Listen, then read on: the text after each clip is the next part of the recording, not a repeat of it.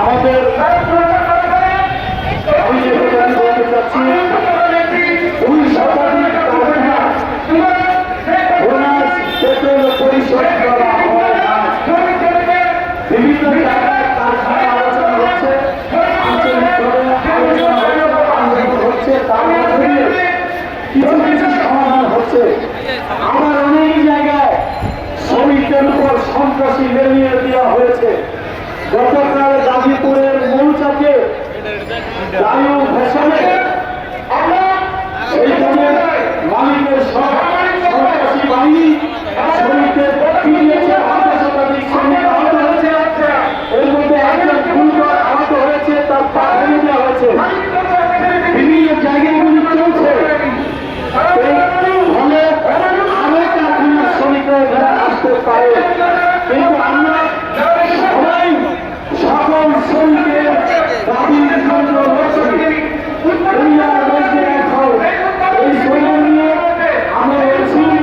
ফলে এখানে আপনারা সাংবাদিক কখনো বিভ্রান্ত হবে না কেউ, সেটাই আমাদের আহ্বান। আমরা এখানে একের পর বিভিন্ন কারখানার নেতৃবৃন্দ তাদের বক্তব্য রাখবেন। এখানে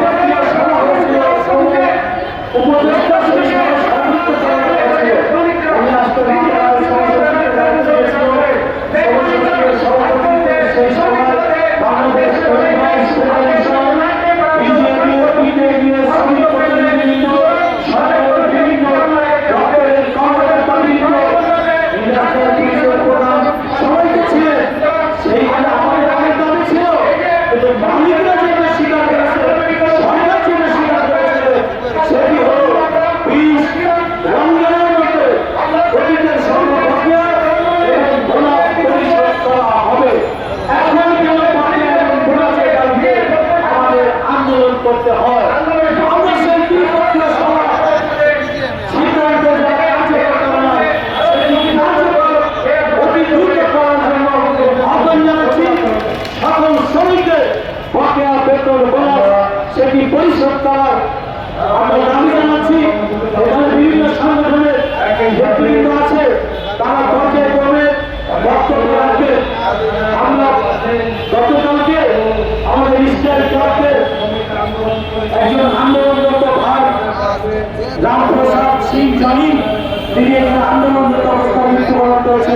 আন্দোলন শেষ করে আমরা এখানে এসেছি। আমাদের সকল শ্রমিকদের ঐক্যবদ্ধ আন্দোলন এখানে চলবে, আন্দোলন এখানে চলবে এতক্ষণ। এই রোড ভাষণের আন্দোলনের নেত্রী রোজিনা ছবি রোড ভাষণ সম্পর্কে বলেছে।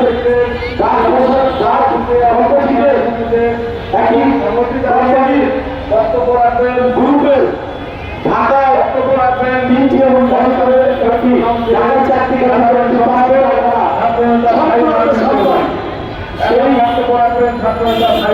এই সংগত দাবি মেনে নিয়ে যুক্তিযুক্ত সমাধান করে এই বীজ যেন আমাদের শ্রমিকের জন্য যন্ত্রণাদায়ক না হয়, সবাই যাতে নিজের আনন্দ ভোগ করতে পারে, সেই আহ্বান আমরা জানাই। বলেছি যদি শ্রমিকের বেতন ঈদের দিন রাষ্ট্র শুভেচ্ছা বিনিময় করবে, জিজ্ঞেস করার পর আমরা রাষ্ট্রপ্রধানের কাছে যাবো। আমাদের দুঃখ কষ্ট যন্ত্রণা সেই তাদের লড়াই কষ্ট বিনিময় করার জন্য আমার সম্পর্কে যারা আন্দোলন আছে